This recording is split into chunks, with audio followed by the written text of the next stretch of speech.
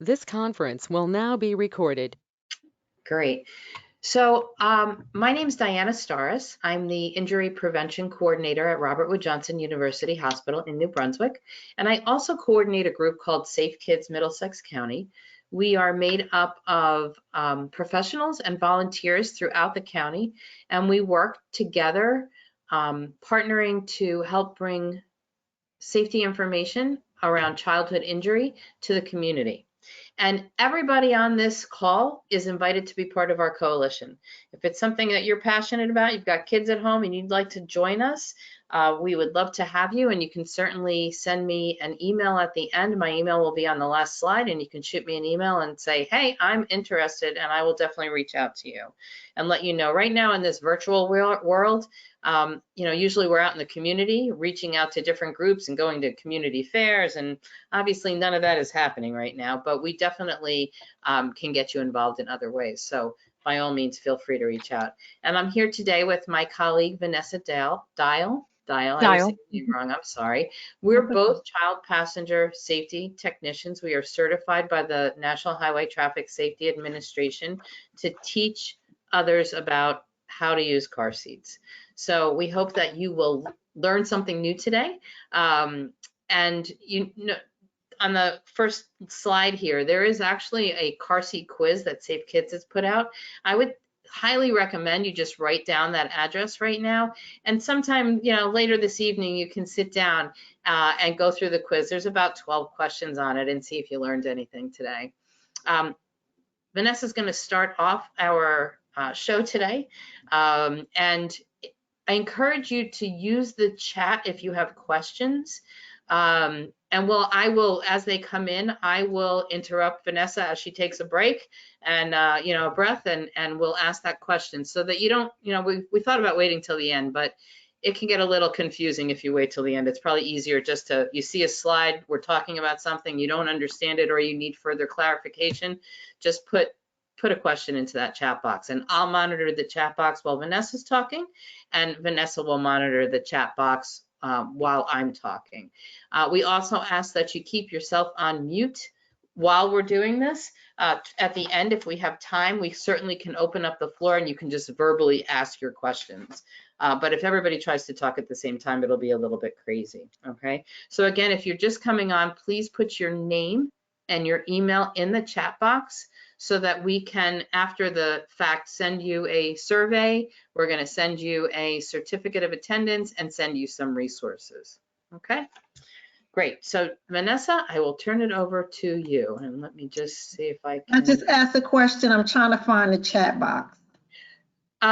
For me, it's up along the top. It looks like a speech bubble that you would see in a cartoon. And when you click on that, it opens up so that you can type into it. And if no, that's not it. Are you finding it? Because I'm going to say if somebody, no. Is it to the left of, so I have like a gear, it's to the left of a gear, maybe not on your screen. Lavinia, I sent you a picture of it. I got it. I found it. Okay, thank you. You're welcome. Okay, so Vanessa, I'll let you get started. Okay, hi everyone, welcome.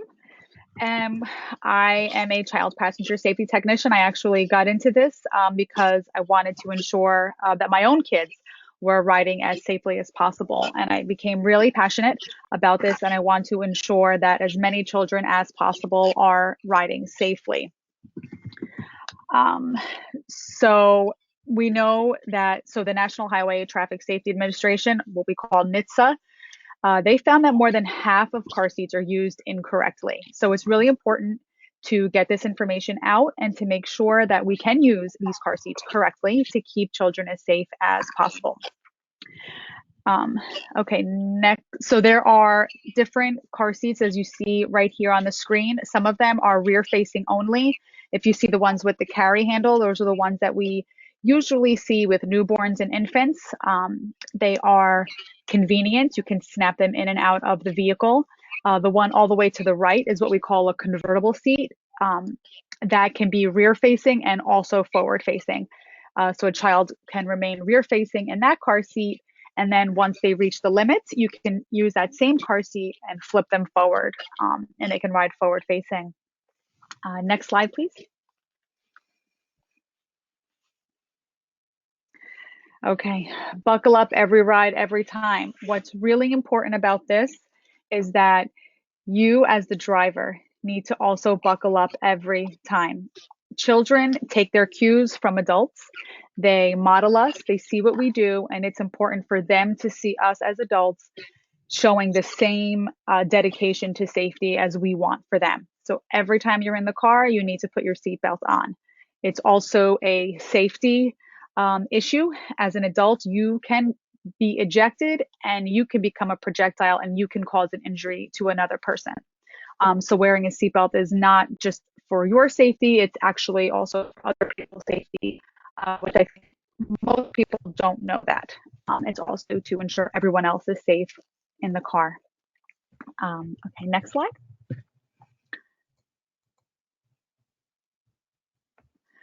Okay, so this is what I had mentioned earlier. Over half of car seats are used incorrectly. Either they're not installed correctly, or a child can be riding in the car seat and they are not harnessed incorrectly, or the chest clip can be too low, or the harness straps can be too loose. These are all very dangerous, and it's important that we use them correctly. They are safe when they are used correctly. As we see, kids in car seats decrease the risk of fatal injury by 54% for toddlers and 71% among infants. That's a very big difference, which is why it's so important that we use them safely. Okay, next slide, please. When you get a car seat, there is a registration form. This is very important. A lot of people just throw this out. You are to fill this information on this card. There's no postage. You just fill it out and send it right through, and it goes to the manufacturer. The reason for this is so that the manufacturers can contact you in the event of a recall. They do not use this information for anything else. This is not going to get you on any type of mailing list. It's not going to send you any magazines or anything. It's really just in the event of a recall. You can also do this online. If you go, say you lose this sheet of paper, you can also go to the manufacturer's website and register your car seat on that website. As we'll get into a little bit later, there will be stickers on your car seat where it has all the information. So you see on the bottom of the registration form, it has the model number and the serial number. That same information will be stamped somewhere else on your car seat. And you use that information to register online if you don't fill this one out. But this is a really important thing to do that gets overlooked. Next slide, please. Okay. Here's the information that is important when we are installing a car seat. Selection. What's important about selection is, are you selecting the correct car seat for that child? Is it a rear-facing only car seat? Is it a forward-facing car seat? Is it a convertible seat? Is it a seatbelt? Is that car seat correct for that child's weight and height? Those are all really important factors. There are many car seats on the market, and I know some are more expensive and some are less expensive. That doesn't mean that one is safer than the other. They all have to pass the same safety standards. They all just have different little features in them. The thing that's most important is that it is correct for that child and that we can install it correctly in your vehicle. The direction is important. The direction, is that car seat facing rear or forward? It's extremely important that children rear face for as long as possible. The bare minimum is until 2 years of age. Ideally, you go until you max out the car seat. So generally what happens, this is not always, is a child will be in a rear-facing only car seat, the one we had mentioned earlier, the one that you can snap in and out of your car. They are in that seat, and then they transition into a convertible seat, and that still remains rear-facing. Once they max out the limits of that convertible seat, that's when you can turn them facing forward. And that can go on for, I know many, many people who rear face past 4 years old. including my own children, who were in the 95th percentile for height. So they were tall kids, but they can do it. Location. Where is the car seat installed in the vehicle? Is it installed properly? Is it easy to get in and out of? And are you able to get a correct installation in that location? Sometimes it's a better install in the center. Sometimes it's a better install on the window seats. But it's really all about where you can get it properly installed, which leads us to the next part, installation. Car seats must be installed properly. We'll get to that later. Are installed properly? Are the belts tight? Which we will get into. Excuse me, Harness. Vanessa, you are breaking up just a little bit. Not Oh no. Oh no. It says I should have good internet. I'm not so sure. Are you, I can't, you know what, I can't see you right this second. Are you using head speakers or, you know? Yes. Block. Okay, Continue. If it continues, we might try it without the. Okay, yeah, I can pop my AirPods out if that continues. Okay. Harness fit. Here's something that's also really important is the harness snug on the child's body. If it's too loose, we know that there is a risk for ejection. So the harness must be snug and tight. The straps must be coming from the proper location, which we will get into. And the chest clip must be at the proper spot. And we're going to get into the nitty gritty of all that later on, but those are the main sort of points. Next slide, please. Okay, so this I had mentioned a little bit earlier. We have the two different types of rear-facing car seats. The one on the left is the rear-facing only, and those are pretty convenient when you have a baby. The base just stays in the vehicle. You can even buy multiple bases to put in other vehicles. So you can put a base in one parent's car and then a different base in another parent's car, or a base in a grandparent's car, and then you just sort of snap the actual rear-facing only seat in and out. And then you have a convertible seat, which I had mentioned earlier, the one on the right, and that both rear faces and can have a child right forward facing. Okay, next slide, please.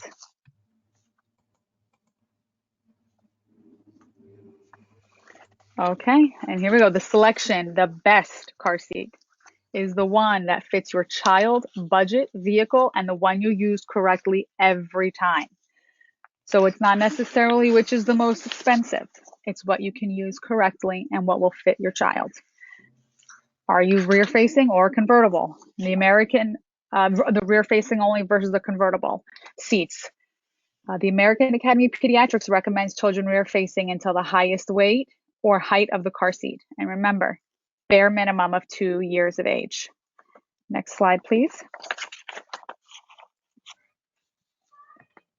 I think this might be a video. Okay, we're going to watch this video, and what you'll see is the car seat that you can see closer to you is a child riding forward facing. If you see the other car seat to the side is a child riding rear facing. This is going to be a crash test, and we're going to see what happens to the children once they are in an accident. I want you to pay attention to the children's bodies and pay attention to the heads. This will make a little bit more sense after you watch the video. It's short. Okay, go ahead.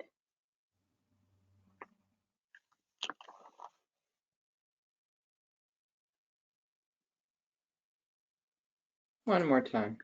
Yep.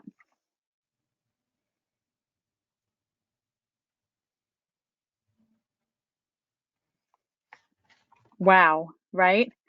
Wow. So you can see the rear facing, the one in the back, that's cradling the child's body. So the head, the neck, and the spine are cradled by the seat. The shell of the seat is what's absorbing the forces of the crash. The child is just sliding up a little bit and back down.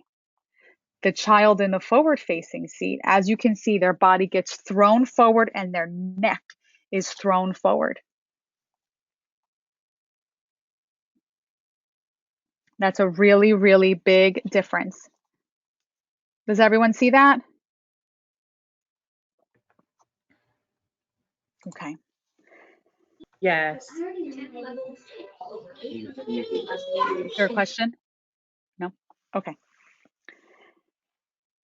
Okay, so that, thank you. So that we can see how that the rear facing seat is protecting the child from injury. Okay, it's absorbing the forces of the crash versus the forward facing seat where you can tell that the child's neck and spine are what's being affected in the crash. Okay, next slide, please. Oh, okay. Doesn't work there. And we can watch it again. Yeah. Okay. Okay, so just first step, you're going to follow the car manufacturer's instructions. You're going to read the labels in the manual. The manual is so important. You're going to read it and you're going to learn the parts of your car seat. We will go over that in the next few slides. Okay, next slide, please. The manual.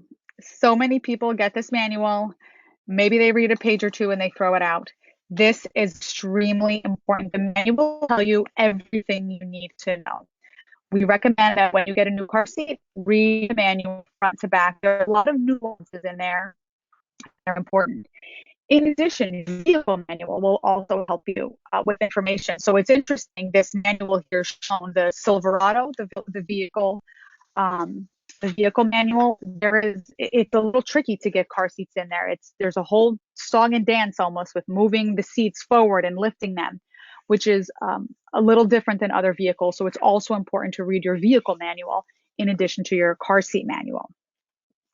If you have misplaced your car seat manual, you can find that online. Now we're in a digital age and all that stuff can be found online. Okay, next slide, please. Okay, labels. So here are, we're going to go through actually a bunch of different labels. A few of the slides have labels. Here are some labels on the infancy. We have it indicated where I had mentioned earlier. We have the manufacture date. We have the name of the model number, the serial number. And also on the bottom, you can see, do not use after January 4th, 2023. Car seats have an expiration date. So while it shows when they are manufactured, it also tells you when not to use it after. So if you have passed that date, that car seat is no longer useful in terms of keeping you safe as possible. They do expire. Plastic breaks down. There are many reasons for this. And they also, a lot of the labels have tons of information on them that tell you. So this one, if you look at the bottom, there are two different ways to install a rear facing only seat. So that convenient base that I had mentioned earlier, you can install with that. There's also a way to install a rear facing only seat without a base. So the base is not necessary. It is a convenience. So this car seat actually has a label that shows you how to install that car seat without the base, just using the seatbelt. Next slide, please. Whoops, sorry. Okay, and here, okay, so here are labels on a convertible seat. So as I had mentioned earlier, a convertible seat both forward faces and rear faces. So what's nice and convenient about this label right here is it actually tells you where to put. So one of the labels will be, so one of the colors is information for rear facing and one of them is also for forward facing. It also will tell you where the belt path is. So the belt path where the seat belt goes to install, when you install a car seat, you use the vehicle seat belt in this method. And there are different belt paths on the car seat itself or the child restraint itself. And they are different. There's one that's specifically meant for rear facing and one that's specifically meant for forward facing. And those labels will indicate which is which. Next slide, please. Okay, so this is also going to be in all of the manuals. These are little pieces, these are the parts of the car seat. So a big piece that I want to talk about is the carry handle. So if you look on the top left, you see people when they carry the rear facing only and they carry the handle here. Each manufacturer has different rules on whether that carry handle is allowed to be in the upright position when it's in the vehicle. Some manufacturers allow it to be up, and some manufacturers require the carry handle to be all the way back. So it's really important to check each individual car seat to see what that manufacturer says about that carry handle. We have the chest clip that you see there that goes across the chest here. We're going to talk about that in a little bit. There is seat padding that often comes with rear-facing only seats to help the newborns fit a little bit better. Only use that padding if it came with the seat. Don't ever buy anything aftermarket from a store to have the newborn fit better. You can use it if it came with the seat from that manufacturer. That's really important. On the bottom, we have the harness release button and the harness adjuster strap. That's where you tighten and loosen the harness. So you have the harness straps go over the child's shoulders, and then you pull the harness adjuster strap to tighten it. And that's where we want to make sure it's really snug. And like I said, we have the chest clip that goes across the chest clip. We can say armpit to armpit. That's the spot, or sometimes it goes on the nipples. It really depends on the size of the child, but really it's going to go across the broadest part of the chest, the strongest part. And then if we flip it and we look at the back of it, that little orange clip on the top, that's where you push to release it from that convenience base. That's where you get it out, and then you lift. If you see these little slots on the back, those are the harness slots. What's really important about those is the placement of where the harness comes from. When a child is rear facing, it is important that the harness straps come from either at or below their shoulders. So those harness straps, those harness slots need to be coming from underneath their shoulders, below, or at. And that will change as the child grows, which is why there's also something there we see called a splitter plate. And that's where you can adjust where the harness straps are coming out of the slots in order to fit the child the best way. We want to make sure that the harness is set for the child's size. When they're newborns, when they're babies, it's going to be all the way on the bottom, usually speaking, because that's the shortest harness slot, and those little babies are the smallest, and we need it to come from, like I said, at or below. It's different for forward facing. For rear, it's at or below. Okay, next slide, please. Okay, here is that detachable infant base, the convenience base for the rear facing only seat. This one in particular has a little storage spot to keep the manual, which is really helpful. Not all of them have that, but this one is great. This way you always have the manual in the vehicle, which you definitely want to do. There's also something here called a recline indicator. It's extremely important that the recline is set on the rear facing seat properly. When a child is young and they don't have that head control yet, it's really important that we don't allow their chin to touch their chest. We want to avoid chin to chest. Their heads are going to be floppy as they are. They don't have the neck control, but they can be to the side. But if the chin goes down to the chest, that can obstruct their airway. So we want to ensure that the car seat is reclined back enough so that the children, the babies, can breathe, to make sure that their airway is open. This is why the recline is important. What's nice about a lot of the newer rear-facing only seats is they have this recline indicator on them. Sometimes it'll tell you exactly if it's set to the right angle, and then there's a way to adjust it. So you see the recline adjustment. You can make the base go higher or lower, however you need to, in order to make sure that base is set at the correct recline. And all these things are very dependent on the vehicle seat. Some vehicle seats have different slopes than others. In addition, when a car seat is being installed, you must ensure that you are doing it on a level ground, right? So if you're already installing a car and you're in a sloped driveway, that's going to adjust the recline indicator, and we don't want that. We want to make sure that we are on a level ground so that we can see exactly how reclined that base is, in order to ensure that the babies can breathe. This little black thing on the bottom here, the lower anchor connector, this is what a lot of people call a latch. And you just hook it into, many vehicles have this now, if the newer vehicles. and by newer, I mean post, I think it's 2002 or 2004, will have lower anchor connectors somewhere in the vehicle. There are indicators on the vehicle seats that say where they are, and we can talk about that.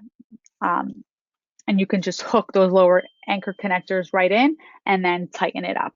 And that's how we make sure it's tight enough, which we will go into a little bit later. Okay, next slide, please.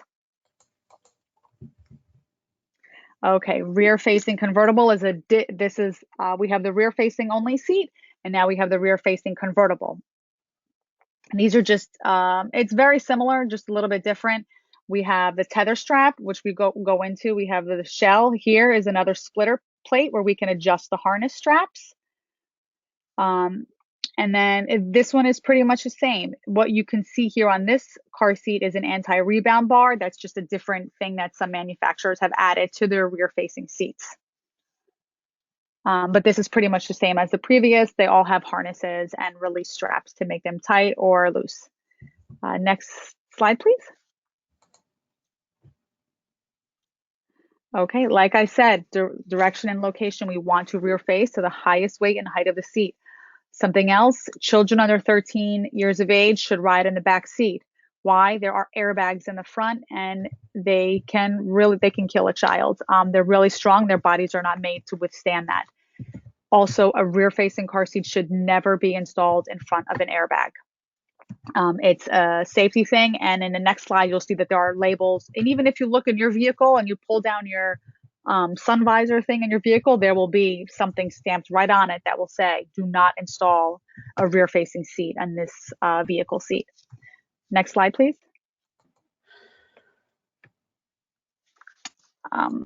Again, just sort of what I mentioned before about the vehicle manual. This will just be, everyone's vehicle manual will be different depending on them. But just make sure that you read your vehicle manual or encourage other caregivers that you know to read their vehicle manual, because there's a lot of specific information in there. Okay, next slide, please. Yep, so here we go. This is what I just mentioned about the label on the sun visor. Also information that will tell you what you should and should not do, especially on that front seat. So once, after you do this, you guys can get in your cars, and then you'll start looking around, and you will see that there are labels all over your vehicle that you didn't know. Excuse me for just 1 minute. There's a question from Shalise. I thought it was 8 or 80 pounds for a car seat and age 10 for the front seat. You want to address that real quickly? Sure. So actually, I don't think that New Jersey has a specific law on riding in the front seat. We do best practice. So we follow best practice, which is to not ride in that. For 8 and 80, the 8 and 80 pounds rule, that's actually for children. At that age, they can use a seatbelt positioning booster still in the back seat. I'm going to interrupt for just a minute. Yep. The laws in New Jersey are for booster seats. Once a child reaches 4'9", which is short, or 8 years old, they can ride in a booster seat. I mean, they can move out of a booster seat into a seat belt. However, that is not what we recommend. The law does say that you can move your child out of a booster seat once they hit 4'9" or 8 years old. However, we know that most kids who are 8 are still too short to sit only in a seat belt. And I would encourage you, Shalise, to come on to the webinar that we're doing tomorrow at the same time, because we're going to be talking about forward-facing seats and moving to a booster seat. And I think that will help to answer your questions. But right now, I will tell you that that is what the law says, but best practice is you keep that child in a booster seat until the seatbelt fits them the right way. And unbelievably, our law says that once you're no longer in a booster seat, you can actually sit in the front seat.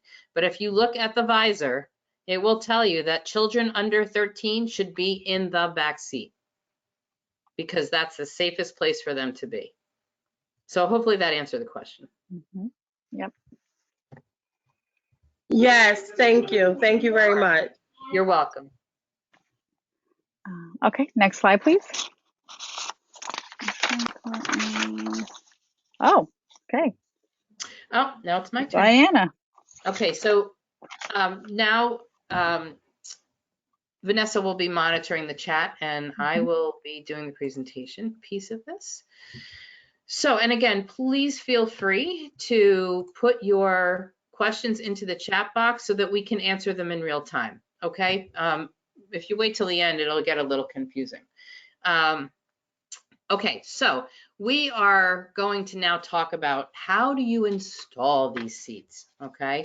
And you know, it's a little bit different doing this virtually.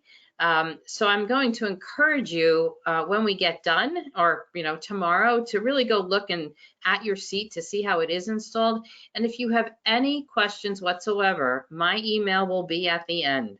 You can reach out to me and we can set up a time to FaceTime and you can show me what you're doing and what you're having issues with. Okay, so we'll try and go through this and hopefully we can work together to make sure that we all understand what we're talking about. All right, let me just, so there are different installation methods for every type of car seat. You can either install with the seatbelt or with the lower anchors that we showed you in the earlier slides. And there'll be pictures coming up in just a bit, okay? There is, so some rear-facing infant carriers are able to be installed with just the seatbelt and no base. If you're installing with the base, then you're going to be, you can use either, again, you can use either the seatbelt or you can use the latch system, okay? And then we'll talk a little bit more about the angle indicators and the inch test, maybe. Okay, so very short video that talks to you about what is the inch test. Once your car seat is installed, put your hands where the belt is at the base of the seat and give the seat a good tug. If your seat moves more than an inch side to side or front to back, make sure to retighten. Then test it again. Once your seat does not move more than an inch side to side or front to back, great job. You've passed the inch test. All right, so, you know, they make that look really simple. And once you know what you're doing, it is simple. Whoops, sorry. But there are certain things that you need to be looking for when you are installing your car seat. So recline angle, and I know Vanessa mentioned this. The recline on an infant or a rear-facing seat for an infant is going to be about 45 degrees. It is really set to what the manufacturer of that car seat wants, okay? So if you look here, you can see this foot on this base. Every infant carrier, every infant base has a way to adjust the recline. Because as Vanessa said, our vehicle seats are all very different. My vehicle seat is more like a bucket seat, so there's going to be more of an incline to it. You might have bench seats, and they'll be much more level than mine is, all right? But they all have a way to adjust the base. Some of them look like a button here, some have buttons on the side, some have a turning handle that lower and raise it. But either way, if you read your manual, and you know, we're going to say this a lot, use your manual, that's why they give it to you. Really, so you can understand it. I will also tell you that just about every car seat manufacturer has installation videos on their websites. So if you're stuck, go look at the video, or even look at the video before you get stuck. The other thing too is that all of the manufacturers have customer service numbers, and the people who answer the phone are car seat techs, so they can help you too, and they are there to help you. That is part of their job, okay? So here we see the button to adjust the recline on this is a convertible seat. It can go rear facing or forward facing. And this actually has a recline lever that you pull. So again, there's different kinds, but if you are good with looking at your manual, there will be instructions and there will be graphics there with pictures just like this and arrows directing you so that you know how to do this, all right? And again, who can tell me why the recline's so important for an infant or a young, even up to 8, 9, 10 months old? Why is recline so important? Feel free to call it out. They're breathing? Right, exactly. Thank you. If they're sitting too high up, then their head's going to fall forward and it will cut off their airway. And we certainly don't want that to happen. All right. So make sure you're aware of this. Make sure you look, like this one happens to have what looks like a carpenter's bubble, just like this. And you want to make sure it's in the middle. This one says level when no red is visible. So there's green here, but where you can't see over on each side, there's actually red. If you can see any of that red, there's something wrong with the recline. It should be all green. Now, here's a little tricky piece of this. If you are using a convertible seat, many of the convertible seats, so again, convertible seats can go rear facing and forward facing. Many of the convertible seats do not have indicators like this or like this. What they have is a red line on a label, and it will say that if you're rear facing, this red line should be level to the ground. And as Vanessa mentioned earlier, you need to make sure your car is on level ground before you attempt to do any of this, whether you have a bubble indicator or you don't. If your car's not on level ground, you will never be able to get the car seat level. But this line, and you really have to get down and eyeball it to make sure that that line is parallel to the ground, okay? Level to the ground. That's how you would know that this particular seat is in the right position for your child. And oftentimes when I'm dealing with an expectant parent and there's no child around, I always say to them, the first time you ride home in the car from the hospital, you're going to be in the back seat anyway. So keep a look at your child. Make sure that their head does not flop forward. If it does, you stop the car and you adjust the recline on your seat because there's something a little bit wrong there, okay? Everybody understand that now before we move forward? Okay. Know that also, just for one last thing, is that some convertible seats will have more than one recline available.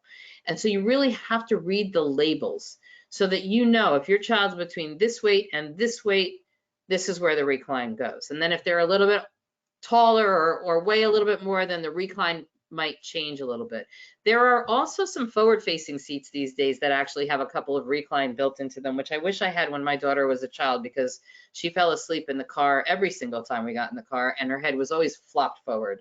But there were no recline indicators at that point. As a matter of fact, we barely had car seat instruction then. So, but know that that recline, especially for an infant, is extremely important until they can manage to hold their head up themselves.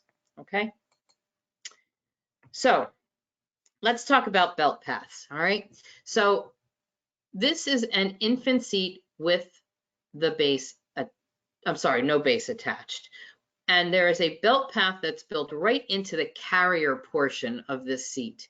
That means that this seat, the manufacturer allows this seat to be used without the base, and you thread the seat belt through the belt path. Again, your manual is going to give you specific instructions with pictures, and the video on the manufacturer's website will help you with this, all right? But you definitely want to make sure you're using the proper belt path. Now, if you're using an infant seat with a base, here's my base, right? And there's a belt path here. That is where my seat belt's going to go through, and that's where those latch straps and anchors come out of also. That is the only belt path on this seat. Now, here's where it switches up. Here's my convertible seat that I'm going to use for my child as they get bigger. And I want to keep them rear facing as long as possible. So we're going to switch from infant to convertible. The convertible seats that we keep on hand, because we always have some just in case someone needs one, are even flow seats. And they go rear facing to 40 pounds and then forward facing to 65 pounds. So I'm going to attempt to keep my child in this seat rear facing until they get to be 40 pounds. They outgrow by height in rear, I'm skipping ahead of myself. Sorry, let me not do that. Here's the rear facing belt path, and this is the forward facing belt path in red. You do not want to have the straps coming from the forward-facing belt path in a rear-facing position because, first of all, it'll be really hard to get the seat buckled in because of the stretch it has to make through that rear-facing belt path. Even if you're using latch straps, it will be really hard to get them closed. So you want to make sure you've got a rear-facing belt path with a rear-facing child, and that we're not using this over here. And it gets a little bit trickier when you're ready to turn your child around, because then you really have to go back and look at the manual to figure out, how do I move this strap to here?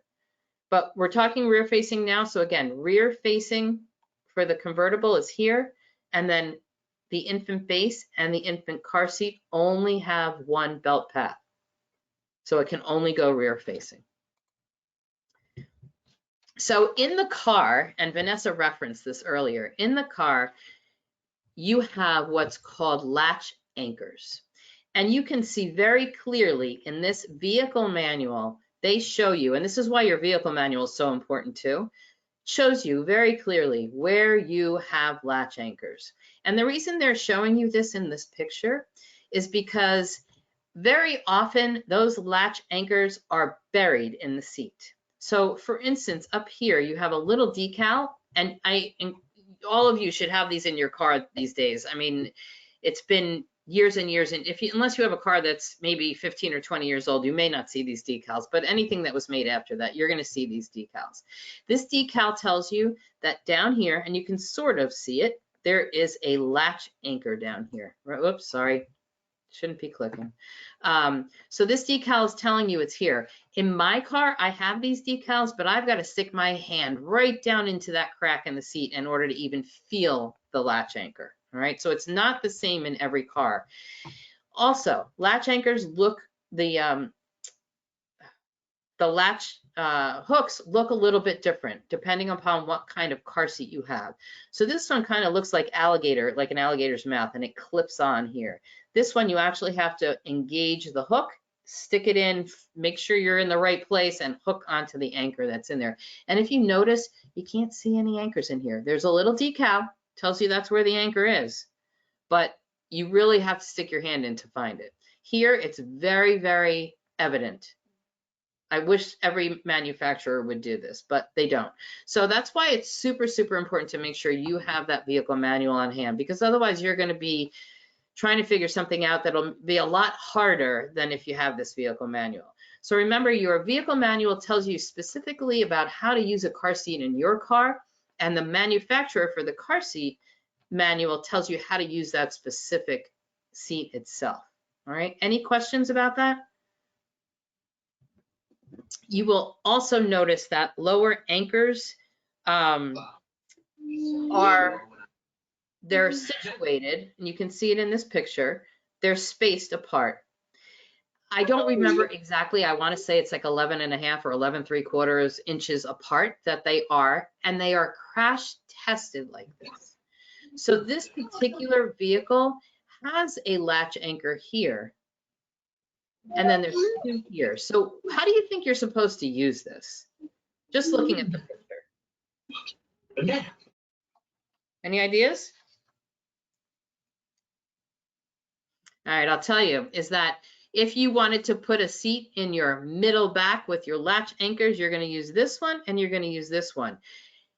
These two are the right space apart. If you don't have this, and I will tell you that most vehicles do not have an extra latch anchor. Most vehicles only have latch anchors in the two outboard or passenger outside positions. They tell you in your manual that most of them say you can't put a car seat here with latch. You have to use a seat belt in that middle position. And that's because if this weren't here and you were to use this one and this one, they're way too far apart. And that is not how your car seat was crash tested. So if you decide to do that, we have no idea how those latch anchors and those latch straps will work in a crash. Will it protect your child? We do not know, because there's never been crash testing that way. So we want to make sure that we're really looking at our vehicle manual to make sure that we're using those latch anchors correctly for our car seat. Make sense for everybody? Okay. So there are labels that help you to understand how the latch anchors work and where they go. And for, Vanessa mentioned earlier, we've got blue for rear facing and green for forward facing. The manufacturers, I would say, over the last 5 to 7 or 8 years, really have been trying to make car seat installation and use as easy as possible for parents. So they're color coding and they're making sure that there's labels with pictures on them to really help you to understand how that installation works. With this one specifically is with lower anchors. It shows you how to use how the lap shoulder belt might work, and then how lower anchors work.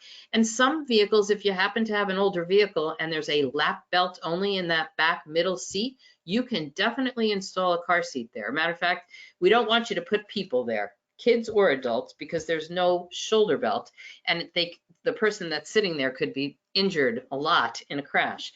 But you definitely can put a car seat there. It's kind of like using the seat belt that they have in airplanes, and you basically feed it through and pull it tight, and you don't have to worry about it. So it's a very easy install with a lap belt only, although most of our cars don't have those anymore, at least not the ones that we happen to see of people coming in to get their car seat checked. But very clearly on the labels. So it makes it a heck of a lot easier. So harnessing. So Vanessa told you that when a child is riding rear facing, that the harness straps should be at or just below their shoulders. We don't want them up around their ears, and we also don't want them coming from down around their shoulder blades. That's why the manufacturer provides different harness slots to feed those anchors through.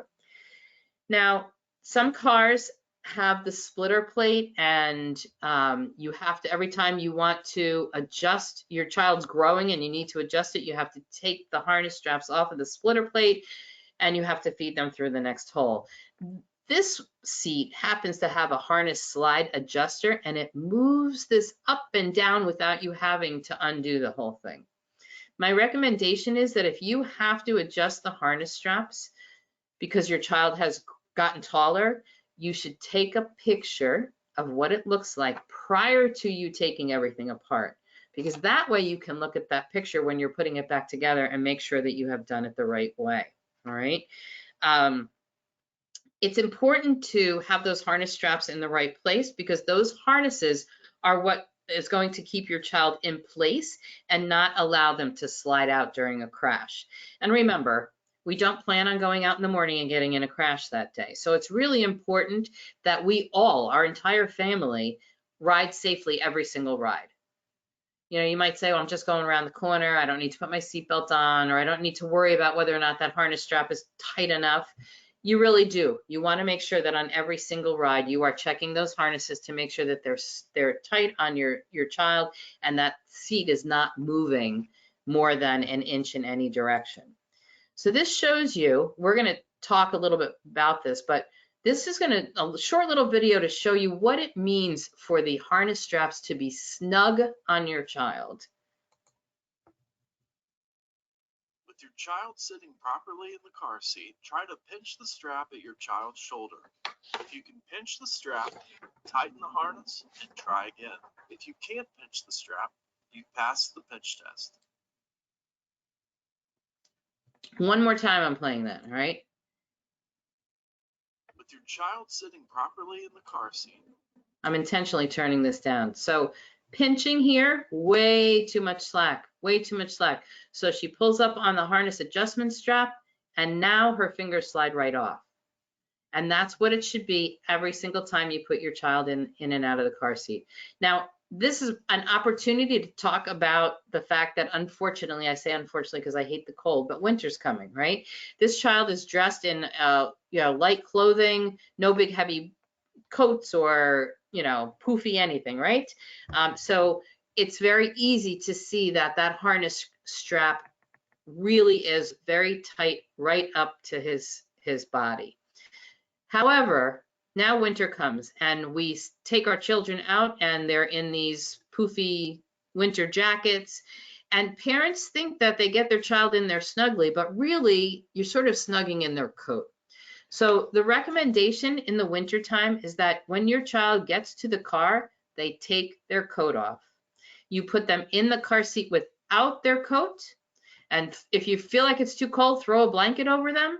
Or some kids like this age or a little bit older will like to put their coat on backwards and just put their hands through the sleeves, and it rests on them like a blanket. But you don't want that coat or a blanket, or even for infants, they make those, I don't know what they're called, but they go in the car seat and they're like a blanket that you lay your child onto, and then you close up the harness straps.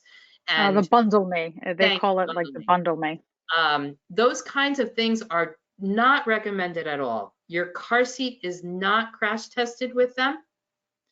We don't know if they will interfere with how the harnesses are supposed to work in the crash. And again, if you have that winter coat on and you throw your child in the car seat and you snug up, you're going to think they're snug, but really in a crash, what happens is your child's going to move against the straps, and the coat is going to compress. And now there's room between those straps and your child's body for them to move around and potentially be injured in a crash. Where prior to that, if those straps are snugged up against their body, there's a lot less room for them to move, and they stay more secure in the car seat. Okay? So again, pinch test, you don't want to be able to pinch any of any of that harness strap. It should be nice and snug by pulling on the strap, and then it just works. Okay? So this shows you a picture of two kids, different ages, right? I would say this probably looks like he's about, I don't know, 2.5 or 3, and then we've got a child who's under the age of 1. They're both rear facing, and you can see how the harness strap is coming from at the shoulders here, and the same right here, right? The chest clip is right across the chest, right across, armpit to armpit. Vanessa, that was perfect the way that you said that, right? This is the way it should look. And you can't, obviously we can't pinch the strap, but it sure looks to me like mom or dad has pulled this nice and snug. So this child's not, neither one of these children are gonna move around too much if in fact they end up in a crash. Anybody have any questions so far? I actually wanted to pop in real quick. When we Yeah. were going back, we were discussing about the lower anchors. Yes. Can you install a car seat using both the lower anchors and the seatbelt at the same time? This is something we see. Some people think it's extra safe if you use both the seatbelt and the lower anchors. Okay, so again, I'm going to refer everybody to their vehicle and car seat manual. But what I will tell you is that the majority, there are a couple of manufacturers, believe it or not, who say, yes, you can do both. However, 98% of them say one or the other. That is the way they've crash tested their car seats.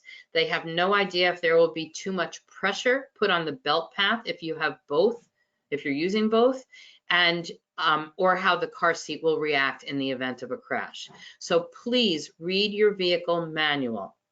It's either seatbelt or latch, and they're both equally as safe if you do it correctly.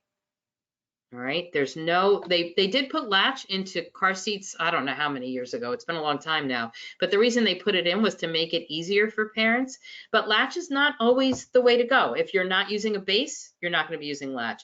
If you want to use the middle back seat and you don't have latch anchors in the middle back seat, you're going to use a seatbelt. You might get into an older vehicle that doesn't have latch. Anything that was manufactured before 2001 will not have latch anchors in it. So you might get into an older vehicle and you may need to use the seatbelt. So just know that neither way is better than the other, but you have to do them both correctly. Thanks, Vanessa. Whoops, sorry. Okay. So non-approved products. We've talked a little bit about this when we talked about the Bundle Me. We will talk some of the things. Sometimes people have leather seats and they don't want their leather seats to get ruined by the car seat or by the food that might be eaten by their child. So they will put, they'll buy one of those rubber shields to put underneath the car seat. You can see here these extra straps. None of these things come with the car seat. Most manufacturers will tell you to use their car seat the way it came out of the box because that's how it was crash tested. So a lot of times parents will have, and I wish they showed you more pictures here, but will have a mirror that goes on the headrest in front of the child and, no, sorry, behind the child. I'm trying to remember now. No, it's in front. How does it go? I don't let anybody use them. It goes on the headrest and it allows the parent to look in their rearview mirror into that mirror so they can see their child who's rear facing. First of all, we have no crash testing standards for any of these kinds of accessories. The sunshade that goes onto your window with suction cups and has a hard roller that you pull the sunshade out of. None of those things have any crash testing standards like car seats do. So car seats that you find on your shelf in Target, and I will say this 99.9% of the time, have gone through crash testing by National Highway Traffic Safety Administration. There is that 1%. We have some car seat technicians have found counterfeit seats in some of our retail stores, but that's not the norm. But these types of things, the sunshade, the toys that hang off the handle for an infant, none of those things have any crash test standards. So I had a mirror that I would use for demos if we were in person. It says right on it, crash tested.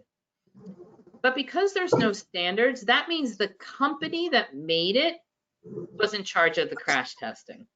And crash testing might just mean that they took that mirror and they threw it across the room and it did not break. That's crash testing for them, because there's nobody looking, coming up behind them to say, well, how did you do this? What were the results? None of that happened. So our recommendation is that you don't use products. You're the parents, so you get to make those decisions. But we really do recommend that you don't use products because we don't know what will happen to them in a crash. Will that mirror hold with that Velcro, or is it going to come off and hit you in the back of the head? Or that sunshade might come off the window and hit your child. So we don't want those things to happen. So the recommendation is not to use those products because, again, there are no crash test standards. Okay. So this is a 2-minute video and it's going to talk to you about how to install your car seat using a seat belt. And then there'll be one that will talk to you about how to do it using latch. Okay, so let's watch this. Whoops, sorry. Can you hear it? This video covers some basic tips for using and installing a rear-facing infant car seat with the seat belt. Before you begin, read your instruction manual for your car seat and the portion of your vehicle owner's manual on child restraint system. Very low. Pay attention to the information on your vehicle's seat belt. All right, hold 1 second. Let me raise the volume on my computer because that's what's holding it up.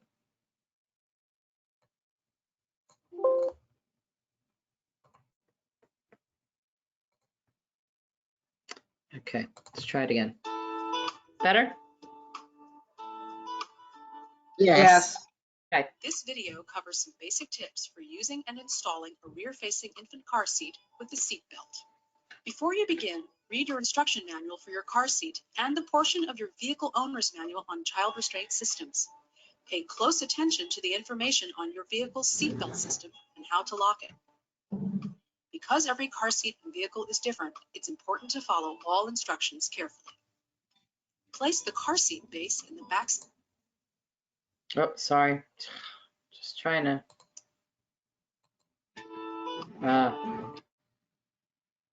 Before you begin, read your instruction manual for your car seat and the portion of your vehicle owner's manual on child restraint systems.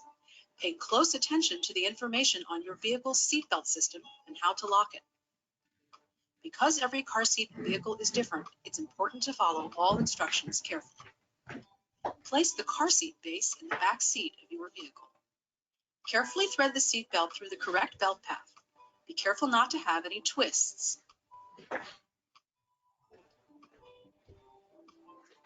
Buckle the seat belt. Lock the seat belt. Press down firmly on the base and tighten. base should not move side to side or front to back more than 1 inch. Make sure your car seat is installed at the correct recline angle. Most car seats have built-in angle indicators or adjusters to assist you. Properly position the harness on your child. Harness straps should lie flat, not twisted, and be placed through the slot at or below your child's shoulders.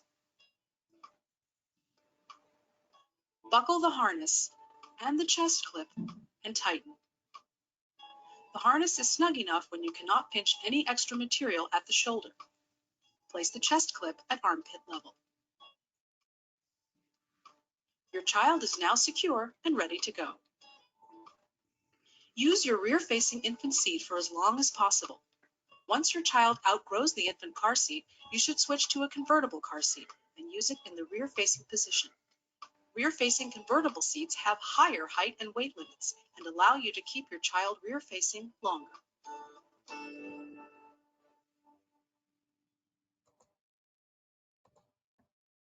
So you can see this website is a great one to write down. It's a great resource. There's some videos there. There's ease of use ratings. There's a whole chart of what car seats are out there and all of the specs, so that if you have a child maybe who they're tall and you want to have a seat that's going to accommodate them more, you can look and see what the height limitations are on all the seats and be able to pick one that way. So I would encourage you to write this down, safercar.gov, so that it's a resource for you. Come on. So now the next video is how to install a rear-facing convertible seat. So it will show you those two belt paths and show you how to make sure that you're using that rear-facing belt path.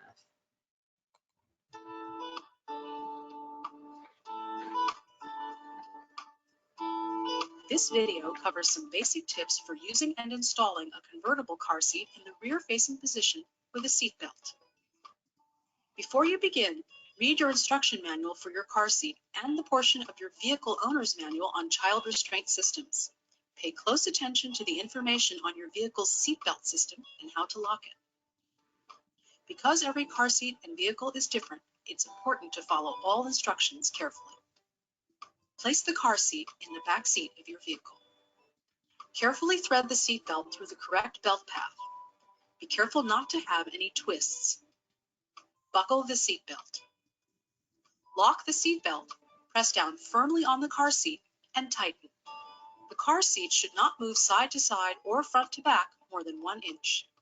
Make sure your car seat is installed at the correct recline angle. Most car seats have built-in angle indicators or adjusters to assist you. Properly position the harness on your child. Harness strap should lie flat, not twisted, and be placed at the slot at or below your child's shoulders. Buckle the harness and the chest clip and tighten. The harness is snug enough when you cannot pinch any extra material at the shoulder. Place the chest clip at armpit level. Your child is now secure and ready to go. Remember to use your convertible car seat in the rear-facing position for as long as possible.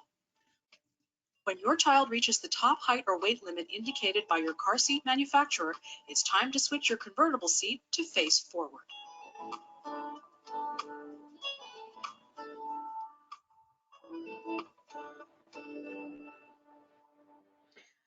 So I just want to go over, they say lock your seatbelt, but they don't really tell you what that means. When we ride in the car and we buckle our seatbelt, we can move around. We can lean over, we can reach in the back seat, we can do whatever we want because the seatbelt moves with us. When we are putting a car seat in, we don't want the seatbelt to be in that same mode than when we're riding around, because for us, it only locks in if you stop short, you go around a corner too fast, or you get in a crash. That's what it's intended to do. But we want the car seat to be locked in all the time. So in order to switch your seatbelt into what we call locking mode, you're going to feed the seatbelt through the belt path and buckle it. Now we're still kind of loose. We can move the seat our car seat all over the back seat if we wanted to. What you're going to do is you're going to reach up and you are going to grab the shoulder belt where it goes into what we call the retractor, where it feeds in on your vehicle seat. And you're going to pull it all the way out until you get to the very end. And you do this slowly and gently. Once it is out, start feeding it back in and you will hear a click, click, click, click, click. And that means that your seatbelt is now in what's called locking mode. And it is actually locking every 1/4 of an inch. So you want to put some weight into the car seat as you are pulling all of that slack out and you're feeding it back in at the top of your vehicle seat. And I know it's kind of hard to actually, let me see if I can just pull this picture up. Tips for Might be easier. your vehicle's seat, car seat, and vehicle. Place the car, thread the seat belt pad. All right. Seat belt system and how Sorry, to lock. just trying to, Because every car seat and vehicle is different, to follow all instructions carefully. great. Place the car seat in the back seat of your vehicle. Carefully thread the seat. All right. Oh, it doesn't let you even stop it. All right, never mind. You're just gonna have to believe me that once you start feeding it back in, it will be in that locking mode. If you're not hearing a click, click, click, click, it's not probably in locking mode yet, all right? And your vehicle manual will tell you about this. But once you have all that slack fed right back into where the seatbelt comes out on your vehicle seat, once that's done, and now you've locked it in, now your car seat shouldn't move more than 1 inch in any direction. If it's still loose, that means you still have slack and you've got to put some more weight into the car seat where your baby's bottom would be, and just feed as much of that slack back into the retractor. So I know that's a little confusing, and I'd be happy to talk to anybody afterwards about that. I think it's a really, I mean, I would have to say that's probably one of the biggest misuses we see when parents are using a seatbelt to install. And you're not always going to be able to use latch anchors. There will be instances where you're going to say, oh, I'm going to have to use the seatbelt. So it's a good idea to know how to do it. Your car seat might have features that we did not discuss. So it's really important that you look at your manual, make sure you read it through before you start doing this. Go look at the videos that are on the website from your car seat manufacturer. You can go onto the YouTube channel, Robert Wood Johnson's YouTube channel, and you can find, if you just search staying safe in the car, there are 4 different videos there that cover everything from rear facing to seat belts for kids, and they're in English and Spanish. So there's a lot of resources out there, many, many, many, many resources out there to help you do this. So, and again, if you are having issues or you just like an extra set of eyes, in Middlesex County, Rutgers has a child safety seat inspection station that just reopened last weekend. They're open on Saturday mornings from 8 to 12, and they're open on Thursdays from 3 to 7. So you can go over there without an appointment and they will check your car seat. We do highly recommend you make every attempt to put it in the best you can. And if your child's available, to bring your child, because that way you know not only you're using the car seat the right way, but that your child's riding in it the right way, okay? Just really briefly, I just want to cover using hand-me-down car seats or used car seats. I would say that for the most part, we do not recommend using a used car seat, especially if it's a car seat that you picked up at a garage sale or a thrift shop or something like that. And there's several reasons for that. One is because if you pick it up at a garage sale or something like that, you don't know the history of that car seat. You don't know whether it was in a crash, because car seats that were in crashes typically should be replaced. You don't know how the previous owner took care of it. Did they follow the directions? Did they, wash it the right way or whatever? And you also don't know whether or not it was in a crash before. So you really, using a used car seat is sort of an iffy thing. Also, expired car seats. So all car seats have an expiration date. And sometimes people will say, oh, well, I just used this infant seat for, 8 or 9 months, and then I switched to the convertible seat. Can I give it to my sister who's having a baby now, and now the car seat is expired? Car seats don't do well. The plastic in extreme heat and extreme cold, which is what happens in your car. Also, the wear and tear on it may not be visible, whether it's on the harness straps or on the shell itself. If you have, let's say your sister or a neighbor or a relative has an infant seat that they used for 8 or 9 months recently, in the past year or so, they just moved their child to a convertible seat. They have you know that the car seat's never been in a crash. You know that they have taken care of it correctly. It's not on a recall list. It's not expired, any of those things. Then I would say maybe. But for the most part, really, it's best to use a car seat that you've purchased, that you know is the right one for your child, and that you know the history of. I think that's really, really important. And then lastly, changing from rear facing to forward facing. The law that we mentioned earlier says you keep your child rear facing until they are at least, and this is in New Jersey, it's different from state to state, until they're at least 2 years old and 30 pounds. Both of those milestones should be met before you turn your child forward facing. However, what we've said and what has been said throughout this entire presentation is that best practice is to keep your child rear facing as long as possible. You saw in that video in the beginning with a rear facing versus a forward facing car seat in a crash, and you saw how the rear facing car seat really helped to protect that child.